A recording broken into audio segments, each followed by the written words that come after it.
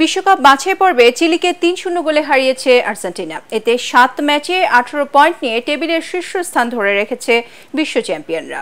অন্যদিকে UEFA Nations লিগে ক্রোয়েশিয়ার বিপক্ষে ২-১ গোলে জিতেছে পর্তুগাল। ক্যারিয়ারে ৯০০ নম্বর গোল পেয়েছেন ক্রিস্টিয়ানো রোনালদো। এসএম আশরাফের আরেকটি রিপোর্ট। ২৫০টিরও বেশি ডিজাইন অপশন নিয়ে ওয়ালটন স্মার্ট ফ্রিজ, বোঝে আপনার প্রয়োজন। এক ম্যাচে লিওনেল মেসি আর অ্যাঙ্গেল ডি মারিয়া নেই, আর্জেন্টিনার জন্য এমন অভিজ্ঞতা ২০১৩ সালের পর আর হয়নি। তবে দুই কিংবদন্তিকে ছাড়াই লিওনেল স্ক্যালোনির দল মাঠ ছাড়ল হাসি মুখে। প্রথমার্ধ গোল শূন্য, দ্বিতীয়ার্ধের ৩ মিনিটের মাথায় আর্জেন্টাইন শিবির উৎসবে মাতে। দেশের জার্সিতে ৩ নম্বর গোল করেন Alexi Mac Allister.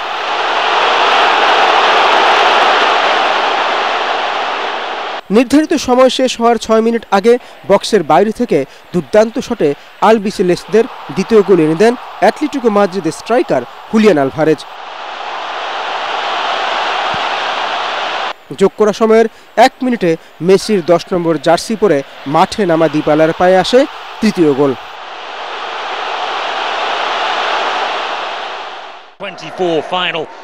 UEFA Nations লিগে আক্রমণ পাল্টা আক্রমণের খেলায় নিজেদের মাঠে পর্তুগালকে ৭ মিনিটে এগিয়ে নেন দিয়েগো দালোত। যদিও তার আত্মঘাতী গোলেই ব্যবধান কমায় ক্রোয়েশিয়া, কিন্তু ক্রোয়েশিয়ার সমতায় ফেরার আগেই ইতিহাস সৃষ্টি করেন ক্রিস্টিয়ানো রোনালদো। প্রথম ফুটবলার হিসেবে ক্যারিয়ারের ৯০০ গোলের অবিশ্বাস্য রেকর্ড গড়েন CR7।